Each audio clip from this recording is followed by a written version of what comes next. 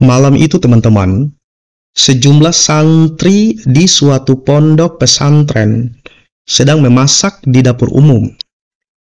Tiba-tiba muncul seekor ular besar yang berwarna hitam, merayap perlahan menghampiri para santri. Spontan, salah seorang santri meraih golok di dekatnya dan menebas tubuh ular hingga terbagi dua. Ular pun tewas seketika. Beberapa detik kemudian, berbagai peralatan di dapur umum berterbangan ke arah para santri. Mereka tampaknya diserang oleh makhluk-makhluk gaib yang murka.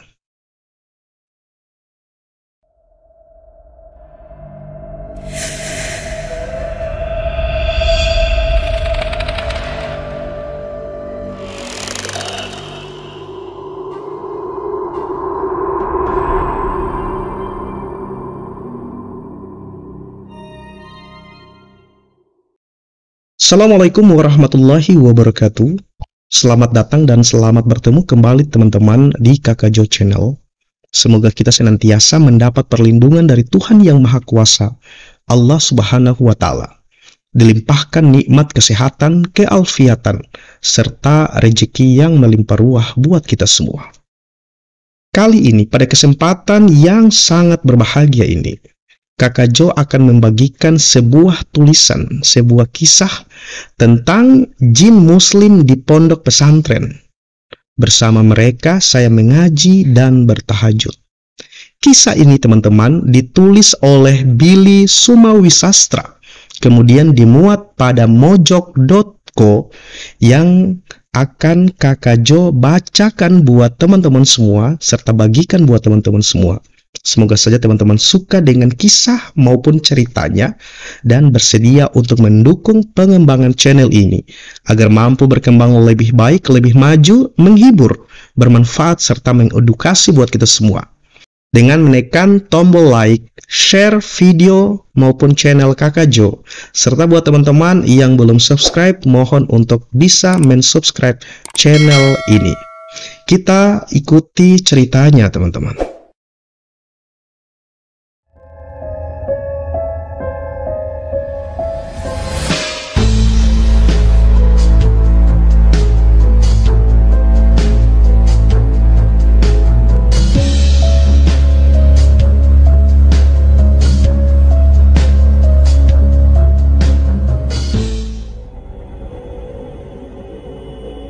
Salah seorang santri senior yang sangat mafhum dengan serangan para makhluk gaib mengajak teman-temannya untuk segera menyelamatkan diri dan berkumpul di rumah Pak Kiai.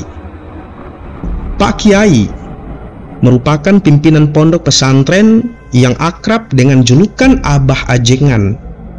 Sejenak tertegun setelah mendengar laporan tentang kejadian di dapur umum. Beliau lalu menjelaskan teman-teman bahwa ular hitam yang dibunuh oleh santrinya sebenarnya jelmaan santri dari golongan jin muslim. Menurut Abah Ajengan, santri beliau tidak hanya manusia, tetapi juga sejumlah jin muslim yang tentu saja tidak bisa dilihat oleh sebagian besar santri dari golongan manusia. Hanya Abah Ajengan dan beberapa santri senior yang dapat melihatnya. Jadi, makhluk-makhluk tak kasat mata yang menyerang para santri di dapur umum dengan melempar-lemparkan peralatan dapur adalah para santri dari golongan jin muslim yang marah karena temannya dibunuh oleh santri dari golongan manusia. Teman-teman, Abah Ajengan tidak marah kepada santri yang telah membunuh ular hitam tersebut karena ketidaktahuan santri itu. Sebaliknya, beliau berjanji akan meminta maaf kepada keluarga jin muslim yang salah satu anggota keluarganya telah terbunuh dan akan memperingatkan mereka agar tidak pernah lagi memperlihatkan diri kepada para santri manusia dalam bentuk hewan yang menyeramkan, supaya tidak terjadi lagi insiden fatal yang dapat mencelakakan kedua belah pihak. Untuk sementara teman-teman, Abah Ajengan memerintahkan para santri dari golongan manusia agar tetap berlindung di rumahnya yang cukup besar. Beliau mendapat firasat akan terjadi serangan lanjutan dari para santri golongan jin muslim. Firasat yang terbukti menjadi kenyataan. Malam itu juga teman-teman, Abah Ajengan kedatangan rombongan tamu yang mengaku sebagai keluarga jin dari Baghdad. Tujuan kedatangan mereka tak lain untuk menuntut balas. Nyawa dibayar nyawa. Mereka meminta agar Abah menyerahkan santri yang telah membunuh anggota keluarga mereka. Jika tidak, mereka akan mengobarkan perang melawan Pak Kiai dan para santrinya dari golongan manusia. Permohonan tersebut tentu saja teman-teman ditolak mentah-mentah oleh Abah. Kiai sepuh yang bijak dan berilmu tinggi itu menjelaskan kepada keluarga jin bahwa yang dilakukan santrinya bukanlah faktor kesengajaan, melainkan tindakan spontan untuk membela diri karena takut dengan kehadiran jin yang tampil dalam bentuk ular hitam. Abah memohon agar mereka memaafkan santrinya, sekaligus meminta mereka untuk tidak lagi memperlihatkan diri dalam bentuk hewan buas. Teman-teman, keluarga jin bersikeras agar Abah menyerahkan santrinya dan akan mengobarkan perang bila permintaan mereka tidak dipenuhi. Baiklah, kata Abah, jika kalian menginginkan perang, mari kita perang. Maka meletuslah pertempuran antara Pak Kiai dan para santrinya dengan pasukan jin yang didatangkan dari Baghdad. Para santri senior yang rata-rata jago silat berada di garis depan menghadapi serangan para jin itu. Sementara para santri junior, termasuk santri yang telah membunuh ular hitam, berlindung di rumah Pak Kiai yang telah dipagari secara gaib sehingga tidak bisa dimasuki oleh bangsa jin. Teman-teman, pertempuran tersebut berlangsung berbulan-bulan. Para saksi mata mengatakan bahwa hampir setiap hari para santri senior tampak berkelahi dengan jurus-jurus silatnya melawan musuh yang tidak terlihat. Bagi orang awam yang tidak bisa melihat jin, para santri senior itu tampak seperti sedang berkelahi melawan angin. Sementara itu, berbagai benda keras yang ada di pondok pesantren berterbangan dan ditangkis oleh para santri. Teman-teman, cerita yang telah Kakak Jo ceritakan buat teman-teman tadi merupakan kisah nyata yang pernah terjadi di salah satu pondok pesantren di wilayah Kecamatan Limbangan, Kabupaten Garut, Jawa Barat, sekitar tahun 60-an. Belasan tahun kemudian, kisah nyata ini diangkat menjadi laporan bersambung di majalah Mangle, majalah bulanan yang berbahasa Sunda, berdasarkan kesaksian orang-orang yang mengalami peristiwa tersebut secara langsung. Rangkuman kisah ini kemudian diungkapkan untuk membuktikan bahwa kehadiran jin muslim di berbagai pondok pesantren yang turut memperdalam ilmu-ilmu agama bersama para santri dari golongan manusia adalah nyata adanya. Mereka adalah golongan jin yang menerima ajaran Islam seperti yang tertulis dalam kitab suci Al-Quran surah Al-Jin ayat 1 dan 2, yang artinya, katakanlah, telah diwahyukan kepadaku bahwa sekumpulan jin telah mendengarkan bacaan Al-Quran. Lalu mereka berkata, kami telah mendengarkan bacaan yang menakjubkan, yang memberi petunjuk ke jalan yang benar. Lalu kami beriman kepadanya, dan kami sekali-sekali tidak akan menyekutukan sesuatu apapun dengan Tuhan kami yang esa. Juga teman-teman, hal ini dijelaskan dalam surah Al-Jin ayat 11-13 yang artinya, dan sesungguhnya di antara kami para jin ada yang soleh dan ada pula kebalikannya. Dan sesungguhnya kami para jin telah menduga bahwa kami tidak akan mampu melepaskan diri dari kekuasaan Allah di bumi dan tidak dapat lari melepaskan diri darinya. Dan sesungguhnya ketika kami para jin mendengar petunjuk Al-Quran, kami beriman kepadanya.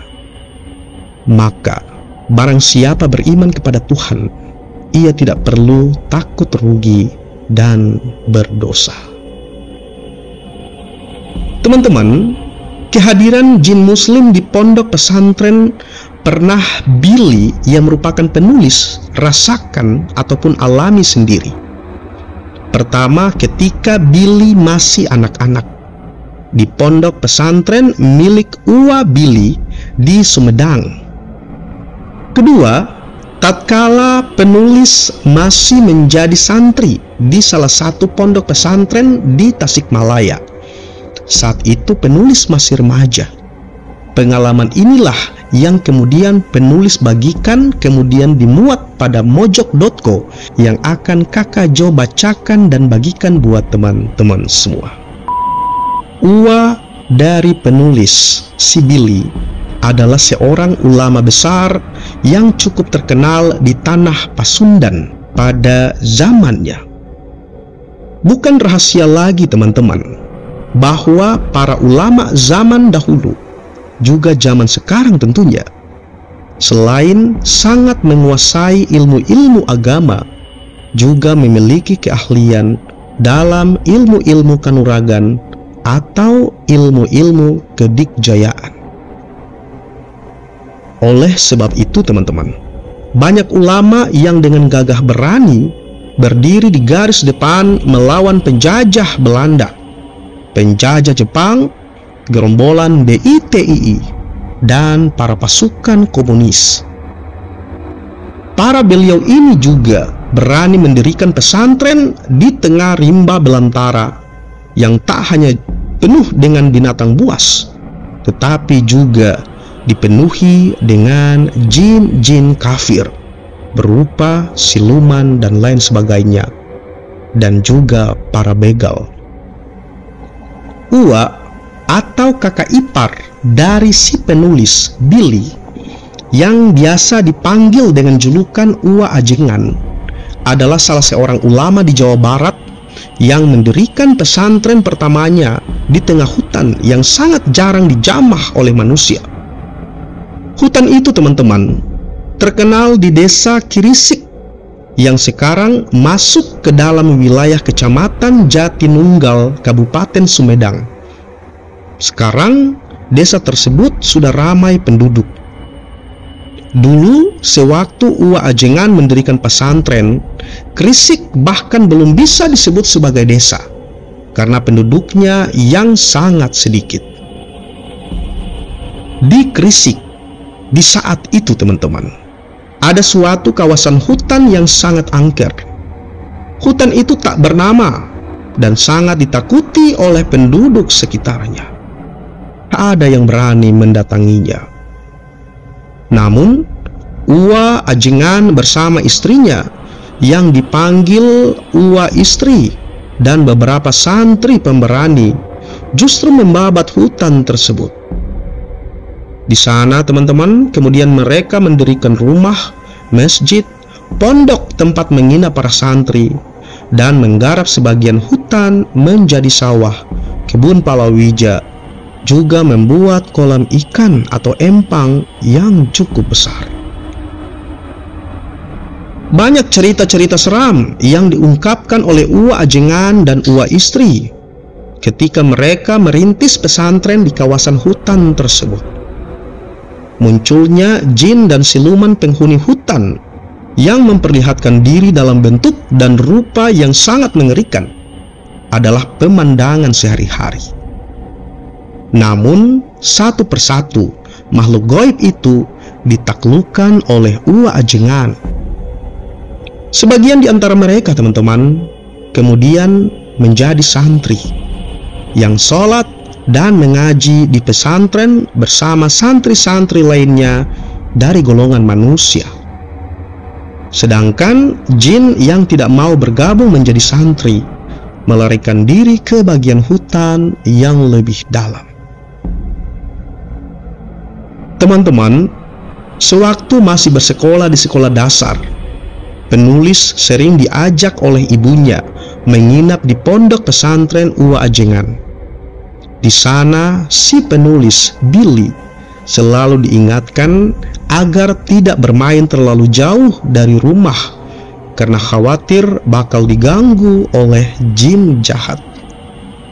Bahkan, setiap pergi ke kamar mandi pancuran di atas empang yang tidak begitu jauh dari rumah, si penulis harus selalu ditemani atau dikawal oleh kakak sepupunya yang sudah besar. Ceami atau si Cece, penulis memanggilnya demikian, teman-teman, adalah kakak sepupu perempuan yang selalu mengawal si penulis setiap bermain di luar rumah. Sambil menemaninya, Ceami sering melihat-lihat ke sekelilingnya. Tuh, banyak yang memperhatikan kita. Padahal, selain Ceami dan penulis, tidak ada orang lain lagi di sekitar mereka. Menurut Ceami, yang memperhatikan mereka itu tak lain adalah bangsa jin. Seperti apa mereka, Ce? Ya, seperti manusia, ujar Ceami. Mereka itu jin baik yang menjadi santri di sini. Teman-teman, para santri dari golongan jin muslim itu tampaknya sering memperlihatkan diri dalam bentuk dan rupa manusia. Paling tidak, seperti itulah yang dilihat oleh Ceami dan sepupu-sepupu penulis lainnya. Kata si Cece, para santri jin itu tidak pernah mengganggu, kecuali terhadap anak-anak nakal yang suka bikin ribut di masjid. Saat itu, di sekitar pesantren Uwa Ajengan memang sudah ada rumah dengan beberapa keluarga muda yang punya anak-anak seusia dari si penulis. Penulis sering bermain dengan mereka di masjid setelah selesai mengaji dan terkadang menginap di sana hingga menjelang subuh. Jin itu pandai berubah-ubah bentuk. Jin yang suka menyerupai manusia biasanya jin baik.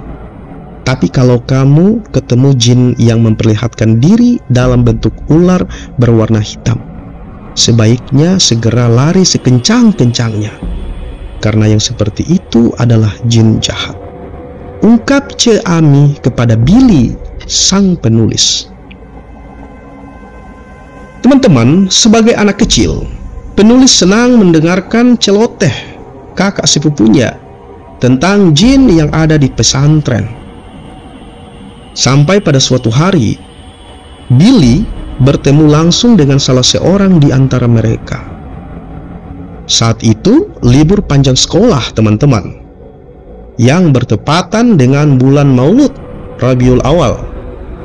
Dan entah mengapa, hampir setiap bulan Maulud sering penulis dipertemukan dengan jin dalam bentuk manusia.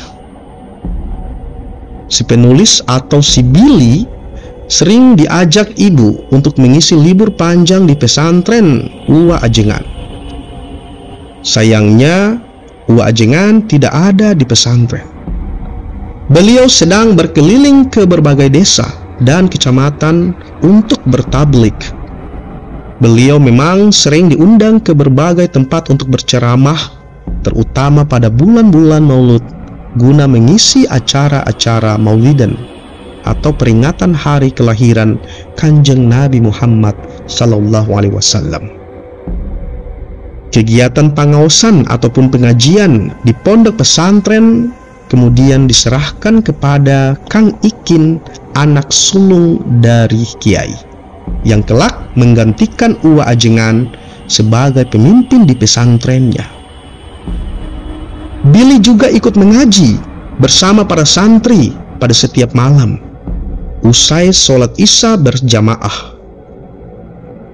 Pada suatu malam teman-teman selesai mengaji seperti biasa, Billy dan teman-temannya bermain di masjid berlantaikan papan kayu itu, tertidur lantaran kelelahan. Tidurnya tidak terlalu nyenyak. Dia sering terbangun karena mendengar suara teman-teman yang masih berlarian. Setiap kali terbangun alias mendusin, seorang remaja putri yang ia kenal sebagai Ce Ami selalu menyuruhnya untuk tidur lagi, tapi dengan bahasa isyarat, sambil menyelimuti si Billy dengan sarung. "Ce, tolong antar saya ke pancuran," kata Billy ketika ia merasa kebelet ingin buang air kecil. Si Cece, atau sesosok makhluk yang menampakkan dirinya sebagai si Cece itu, mengangguk dan memberikan isyarat bahwa dia bersedia mengantar si Billy ke pancuran di tengah kegelapan malam.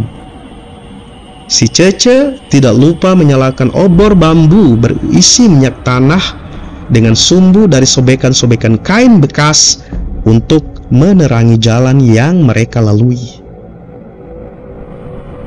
Anehnya teman-teman, di sepanjang jalan menuju pancuran dan sebaliknya, Ce Ami yang biasanya tidak pernah bosan berceloteh itu tidak berbicara sepatah kata pun. Bahkan teman-teman, cericau Billy yang biasanya ditingkahi tawa riang si Cece, kali itu hanya ditanggapi dengan anggukan kepala tanpa senyum sama sekali. Mungkin si Cece mengantuk dan merasa terpaksa mengantar Billy. Begitu pikir Billy saat itu.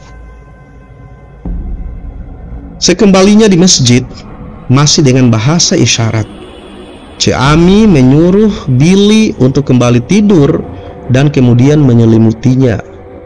Lalu dia pun tidur di sebelah Billy. Teman-teman, Billy terbangun lagi karena suara beduk subuh bercampur suara teriakan anak-anak. Teriakan itu berasal dari dalam beduk. Para santri yang sudah berada di masjid untuk berjamaah sholat subuh beramai-ramai menghampiri beduk. Di dalam beduk ternyata ada dua orang anak, teman Billy bermain, menangis ketakutan.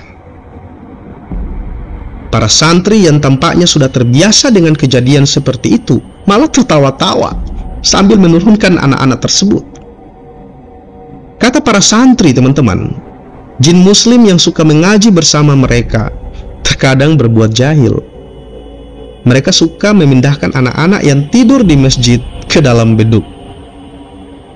Beduk masjid yang terbuat dari kayu gelondongan berukuran besar yang dibolongi di tengahnya dengan bentangan kulit sapi yang diikat kencang di salah satu ujung bolongan sebagai lahan untuk ditabuh.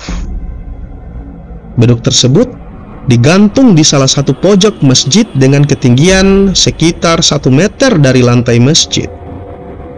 Anak-anak usia 8-9 tahun seperti Billy saat itu tidak mungkin bisa masuk ke dalam beduk bila tidak ada orang yang dewasa yang memasukkannya. Jadi sangat mungkin teman-teman, bila para santri jin jahil itulah yang memasukkan teman-teman Billy ke dalam beduk tersebut. Namun, Peristiwa yang sering terjadi itu tidak kemudian membuat anak-anak bosan bermain serta menginap di masjid. Billy merasa beruntung karena ia selalu dikawal oleh si Cece atau Cik Ami dimanapun ia berada, sehingga jin-jin itu tidak berani mengganggu Billy si penulis. Tapi si Cece sudah tidak berada di masjid ketika keributan di waktu subuh itu terjadi. Mungkin si Cece sudah pulang ke rumah. Dan esok paginya teman-teman, di rumah Uwa Ajengan, Cik Ami kemudian menghampiri Billy. "Tadi malam tidur di mana?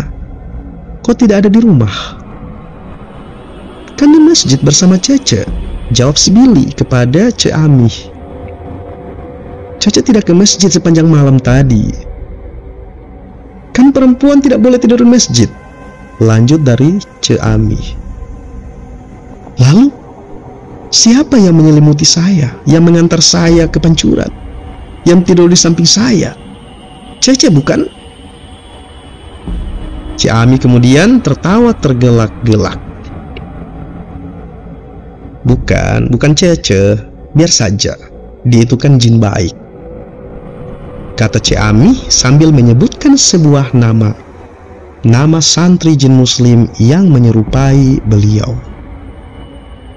Sejak itu teman-teman, setiap kali Billy dan teman-teman bermain di masjid, jin yang menyerupai Cik Ami sering terlihat berdiri di salah satu pojok masjid, memperhatikan Billy serta teman-temannya. Lagi-lagi tanpa senyum, tidak seperti si Cece yang murah senyum. Kehadiran makhluk tersebut tampaknya tidak disadari oleh teman-teman Billy. Belakangan, setelah Billy beranjak remaja, terungkap bahwa santri jin muslim yang menyerupai Cik Ami itu memang disuruh oleh si Cece untuk mengawal Billy selama berada di pesantren, menggantikan beliau yang tidak bisa terus-menerus menemani Billy.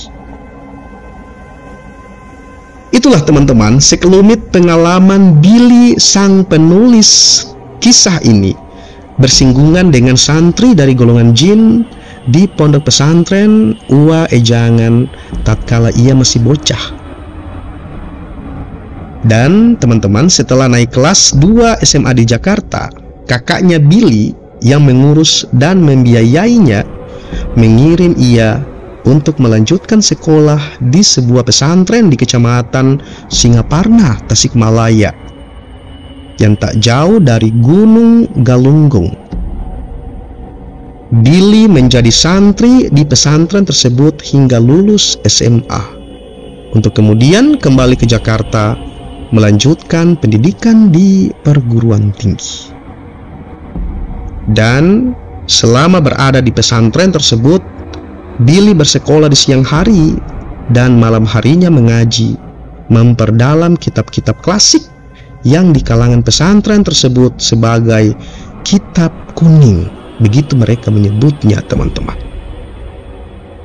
Kitab-kitab tersebut berisi tentang kajian ilmu-ilmu agama seperti fikih, ilmu kalam atau tauhid, tasawuf, serta bahasa Arab. Dan pengajian-pengajian itu biasanya dipimpin oleh para santri senior. Teman-teman, ada seorang santri senior yang sangat akrab dengan Billy. Namanya Kang Hapit. Hampir setiap petang, antara waktu Asyar dan Maghrib, Billy sering mendatangi beliau untuk sorogan, semacam les privat, guna memperdalam kitab Al-Jurumiyah atau kitab yang berisi pelajaran tata bahasa Arab tingkat dasar.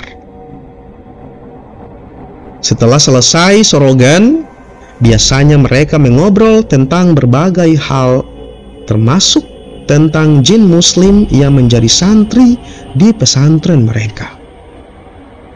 Menurut Kang Hapit, ada sejumlah jin muslim yang menjadi santri dan berbaur dengan santri-santri manusia di pesantren mereka, termasuk jin yang dibawa beliau dari kampungnya yang bernama Abdullah. Dan sambil bergurau teman-teman, beliau sempat mengatakan akan memperkenalkan si Abdullah kepada si Billy. Tapi kemudian Billy menolak sambil bergidik. Kang Hafid kemudian tertawa menyaksikan tingkah Billy yang ketakutan itu. Jadi selain mengajari Billy bahasa Arab yang sampai sekarang Billy tidak menguasainya dengan baik, Kang Hafid juga sering membangunkan Billy setiap pukul 3 dini hari untuk melaksanakan sholat sunnah tahajud di masjid pesantren. Tidak banyak santri yang bertahajud pada jam-jam seperti itu, teman-teman. Bahkan terkadang hanya Kang Hafid dan Billy. Dan berkat si Kang Hafid, Billy jadi terbiasa bangun pada pukul 3 dini hari untuk menunaikan sholat tahajud, meskipun Kang Hafid sedang pulang kampung. Teman-teman, lalu tibalah bulan Maulud. Lagi-lagi bulan Maulud, bulan dilahirkannya baginda Rasulullah Muhammad SAW. Setiap bulan Maulud, pesantren meliburkan kegiatan pengajian karena kiai, pimpinan pondok, dan para santri senior harus berkeliling dari satu tempat ke tempat lainnya untuk melakukan dakwah. Termasuk Kang Hafid yang merupakan guru dari si penulis alias si Billy. Banyak juga santri yang memanfaatkan libur pengajian itu untuk pulang kampung, kecuali para santri yang bersekolah seperti Billy. Jadi suasana pesantren pun terbilang sepi. Seperti biasa teman-teman, Billy sudah terbangun pada pukul 3 dini hari, lalu berangkat menuju kamar mandi umum di tengah sawah yang berjarak sekitar 200 meter dari asrama pondok. Sawah baru saja ditanduri atau ditanami benih padi, sehingga pemandangan sekitar pun terasa lengang dan sunyi.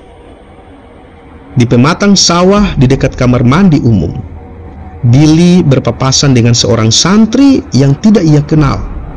"Assalamualaikum," begitu ucapnya. "Waalaikumsalam," jawab Billy, sambil menepi untuk memberinya jalan di pematang sawah yang cukup sempit itu. Beberapa detik kemudian teman-teman, Billy menoleh ke arah santri tadi yang pergi, tapi ternyata sudah menghilang. Padahal wajarnya dia masih terlihat berjalan di pematang sawah yang cukup panjang itu. Billy yang pernah mengalami pertemuan dengan santri jin di pondok pesantren Uwa Ajengan sewaktu masih kanak-kanak, serta sering mendengar cerita-cerita tentang jin muslim yang menjadi santri di berbagai pondok pesantren, tidak terlalu terkejut. Mungkin dia salah satu santri dari golongan jin, begitu pikir Billy sambil merinding. Teman-teman, setelah mandi, Billy kemudian menuju masjid. Sebelum memasuki masjid, ia berwudu dan mencuci kaki di kulah ataupun kolam kecil tempat berwudu di pintu masjid. Di dalam masjid, ketika hendak bertakbiratul ihram, ia mendengar ada orang lain yang berwudu di kulah. Di dalam hatinya bersyukur bahwa ada teman yang juga ikut menunaikan sholat tahajud.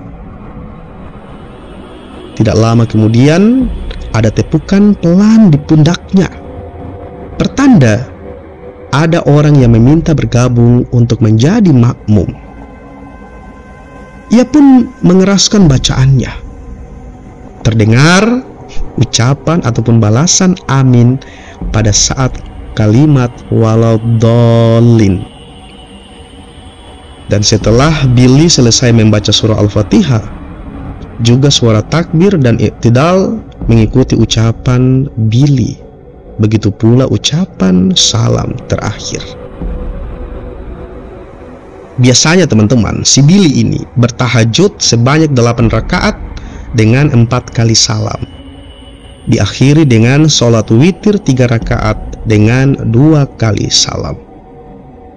Suara makmum ia mengucapkan amin dan mengikuti ucapan lafaz takbir, iktidal, dan salam terus terdengar hingga rakaat terakhir sholat witir. Billy, teman-teman, tidak pernah menoleh ke belakang meskipun sudah selesai mengucapkan salam, karena ia merasa yakin bahwa yang menjadi makmumnya saat itu adalah manusia. Dan selesai witir, ia kemudian bertafakur memanjatkan puja dan puji kepada Sang Khalik dengan suara pelan, dan ia tidak mendengar lagi suara-suara yang mengikuti zikirnya. Mungkin mereka langsung pulang ke kamarnya masing-masing, begitu pikir Billy. Pada esoknya, teman-teman, ia menjadi makmum sholat tahajud bertambah karena suara-suara yang mengucapkan amin dan ucapan lainnya terdengar lebih dari 1 orang. Lagi-lagi ia tidak curiga, hingga tibalah malam ketiga. Pada malam ketiga, seperti malam-malam sebelumnya, makmum terdengar berdatangan setelah ia mengucapkan takbiratul ihram pada awal rakaat pertama. Usai sholat witir rakaat terakhir, teman-teman, terasa ada tangan mencolek pinggang Billy mengajak bersalaman. Ia pun kemudian menoleh ke belakang dan terasa ada tangan menggenggam tangannya seperti bersalaman, namun tangannya tidak terlihat. Dan si Billy pun akhirnya tersadar. Ternyata tidak tampak seorang makmum pun di belakangnya. Hanya ia sendiri yang sedang berada di masjid itu. Lalu teman-teman, apa yang selanjutnya dilakukan oleh Billy? Sarungnya ia ikatkan di pinggang, dan dengan gerakan yang tidak mungkin dapat ia lakukan dalam kondisi biasa, ia kemudian meloncat keluar masjid melalui jendela yang cukup tinggi dan berlari menuju kamar dengan nafas terengah-engah. Hingga beberapa malam setelah itu, Billy tidak berani keluar kamar, meskipun ia selalu terbangun pada pukul 3 dini hari. Ia tidak pernah lagi melakukan atau menunaikan sholat tahajud. Ia baru berani pergi ke masjid setelah terdengar azan subuh untuk bergabung berjamaah dengan santri-santri lainnya yang tidak sedang pulang kampung. Teman-teman, beberapa hari kemudian, Kang Hafid yang sudah kembali ke pesantren mendatangi si Billy. "Kenapa kamu tidak istiqomah?" Begitu tegur Kang Hafid kepada Billy. "Tidak istiqomah bagaimana, Kang?" jawab si Billy. "Itu kan sudah bagus kamu rutin sholat tahajud setiap malam. Kenapa tiba-tiba berhenti?" "Kok Akang tahu saya tidak tahajud?" tanya Billy. Teman-teman, Kang Hafid pun menjelaskan bahwa beliau mendapat laporan dari Abdullah, santri jin muslim yang dibawa dari kampungnya. Rupanya Abdullah adalah salah seorang makmum dari Billy. Abdullah, kata Kang Hafid, selalu menunggu Billy di masjid pada 3/4 malam untuk menjadi makmum sholat tahajud. Tapi ia tidak pernah datang, si Billy tidak pernah datang, teman-teman. Kata Kang Hafid dengan nada yang cukup tegas, meminta Billy untuk kembali bertahajud di masjid pada jam yang sama dan berusaha sekuatnya mengusir rasa takutnya. Billy kemudian menyanggupinya, teman-teman, dengan syarat Kang Hafid menemaninya. Tapi Kang Hafid tidak mau. Kata Kang Hafid, tahajud adalah ibadah yang sangat personal, tidak boleh bergantung kepada orang lain. Dan malam itu teman-teman, Billy memberanikan diri untuk kembali ke masjid pada pukul 3 dini hari guna menunaikan sholat tahajud. Ia berusaha sekhusyuk-khusyuknya untuk mengusir rasa takutnya. Lalu satu persatu terdengar makmum berdatangan pada rakaat pertama setelah takbiratul ihram. Suara-suara amin dan suara-suara mengulang ucapan Billy terdengar begitu khidmatnya. Dan usai witir teman-teman, suara-suara itu masih terdengar mengikuti kalimat-kalimat zikir yang Billy ucapkan. Lambat laun, suara-suara itu kemudian menghilang, berganti dengan keheningan.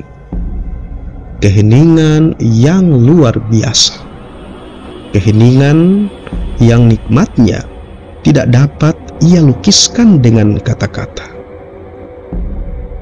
Ia, Billy, bersama para santri jin muslim seakan melebur dalam tafakur.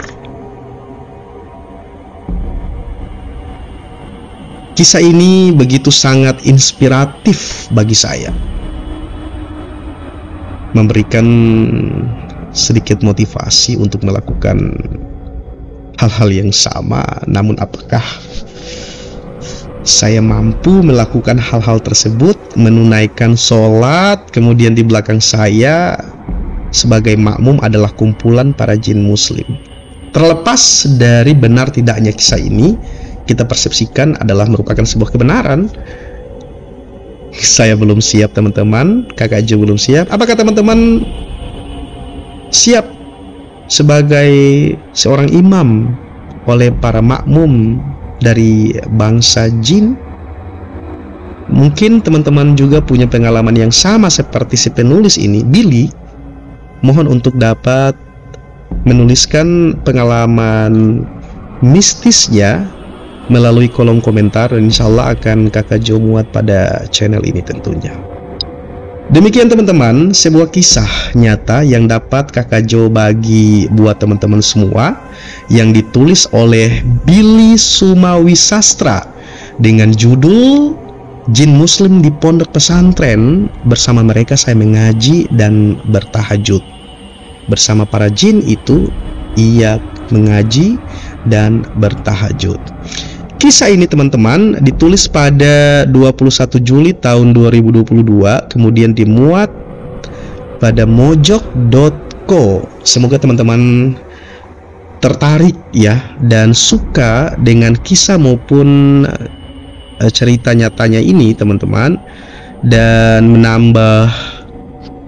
memberikan sedikit motivasi, inspirasi buat teman-teman dalam mengarungi hidup dan kehidupan tentunya, bersosialisasi dengan sesama kita manusia maupun sesama makhluk Tuhan lainnya. Semoga sekali lagi teman-teman dapat memberikan dukungan buat pengembangan channel ini untuk bisa berkembang lebih baik, lebih maju. Jangan lupa untuk men-like, men-subscribe, dan men-share video maupun channel Kakak Jo melalui media sosial teman-teman. Semoga Allah Subhanahu wa Ta'ala membalas seluruh kebaikan teman-teman atas keikhlasan mendukung pengembangan channel ini, yang telah berbuat baik untuk membantu saudaranya. Semoga sekali lagi Allah Subhanahu wa Ta'ala berkenan melimpahkan kebaikan buat kita semua, melimpahkan nikmat kesehatan dan rezeki yang melimpah ruah buat kita semua. Thank you banget sekali lagi yang telah meluangkan waktu menonton video saya hingga akhir, dan insya Allah kita akan bertemu di lain waktu. Dan Kakak Jo akhiri teman-teman. Assalamualaikum warahmatullahi wabarakatuh.